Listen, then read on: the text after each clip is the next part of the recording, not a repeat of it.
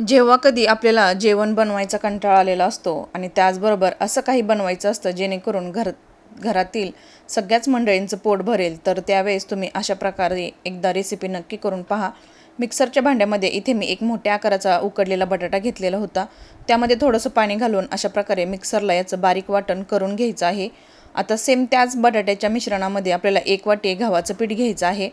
बनवायला खूप सोपा असा हा पदार्थ आहे, पण खायला खूप मस्त आहे। त्याचबरोबर अगदी बराच वेळ पोट भरल्यासारखं राहतं। त्यामुळे तुम्ही संध्याकाळच्या वेळेस जर जेवण बनवायचा कंटाळा आला असेल तर अशा प्रकारची रेसिपी नक्की बनवून पहा। आता यामध्ये काही मसाले घातलेले आहेत। कांदा घालायचा आहे, आलं लसूण आणि हिरवी मिरचीचा ठेचा घातलेला आहे, कोथिंबीर घालायची आहे आणि घरातील काही किरकोळ मसाले घातलेले आहेत। तर यामध्ये जिरं, पांढरे तीळ, हळद, धनेपूड, जिरेपूड, चाट मसाला, लाल तिखट, तर अशा प्रकारचे हे मसाले इथे मी घातलेले आहेत। तर हे मसाले सगळ्यांच्याच घरामध्ये असतात। तर सुरुवातीला पाणी न घालता आपण असंच हे मिश्रण व्यवस्थित मिक्स करून घ्यायचं आहे, कारण यामध्ये सुरुवातीला आपण बटाटा मिक्सरमध्ये फिरवून घेतल्यामुळे यामध्ये पाण्याचं प्रमाण हळूहळू वापरायचं आहे। आता यामध्ये आपल्याला थोडंसं पाणी घालायचं आहे। तर मिक्सरच्या भांड्यामध्ये थोडंसं मिश्रण असल्यामुळे मी यामध्येच पाणी घातलेलं आहे। तर एवढं सगळं पीठ मळण्यासाठी मला 1 ग्लास एवढं पाणी लागणार आहे। तर पाण्याचं प्रमाण थोडंफार कमी जास्त होऊ शकतं। तर इथे बघू शकतो आपण मिश्रण मी बनवून तयार करून घेतलेलं आहे। तर पिठाची कन्सिस्टन्सी आपल्याला अशा प्रकारे थोडी सैलसर ठेवायची आहे। तर रेसिपी तुम्ही नक्की फॉलो करून पहा। त्याचबरोबर सकाळच्या वेळेस मुलांच्या डब्याला जर काही बनवायचं असेल तरीसुद्धा ही झटपट अशी ही रेसिपी तुम्ही नक्की देऊन पहा, मुलंसुद्धा नक्की आवडीने खातील।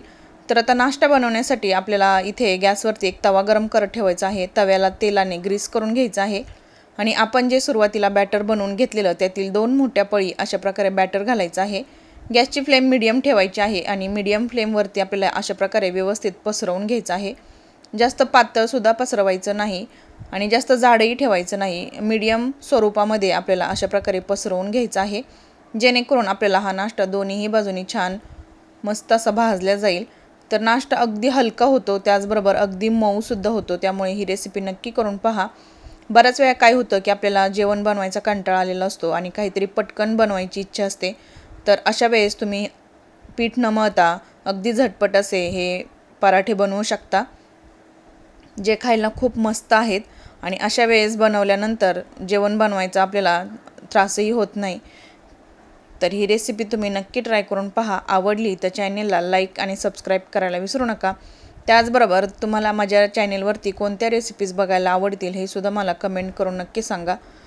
मी माझ्या चॅनेलवरती लहान मुलांसाठीच्या बऱ्याच रेसिपी अपलोड केलेल्या आहेत, त्यासुद्धा तुम्ही जाऊन चेक करू शकता, जेणेकरून सकाळच्या वेळेस मुलांच्या डब्याला काय द्यायचं हा जर प्रश्न होत असेल तर तुम्ही माझ्या रेसिपी जाऊन चेक करू शकता। तर सेम त्याच पद्धतीने आपण दुसराही नाश्ता अशाच प्रकारे बनवून घ्यायचा आहे आणि बनवल्यानंतर हाही नाश्ता दोन्ही बाजूनी छान याला रंग येईपर्यंत भाजून घ्यायचा आहे। अगदी कमी तेलामध्ये, कमी साहित्यामध्ये आणि झटपट असा हा नाश्ता तयार होतो। रेसिपी नक्की ट्राय करून पहा। तुम्ही यासोबत चटणीसुद्धा बनवू शकता किंवा लहान मुलांना जर देणार असेल तर केचपसुद्धा देऊ शकता। दह्याबरोबर हे पराठे खायला खूप मस्त असे लागतात। तर दुसराही पराठा आपला बनवून तयार झालेला आहे। तुम्ही बघू शकता किती मस्त असे आपले पराठे बनवून तयार झालेले आहेत। अगदी मऊ लुसलुशीत असे आपले पराठे आहेत। तुम्ही बघू शकता किती मऊ आणि सॉफ्ट असा आपले पराठा झालेला आहे। तर चपातीपासून बनवला असल्यामुळे अजिबात आपण यामध्ये मैद्याचा वापर केलेला नाही, त्यामुळे अगदी हेल्दी असं ही रेसिपी आहे। नक्की ट्राय करून पहा। त्याचबरोबर रेसिपी जर आवडली तर चॅनेलला लाईक आणि सबस्क्राईब करा। धन्यवाद।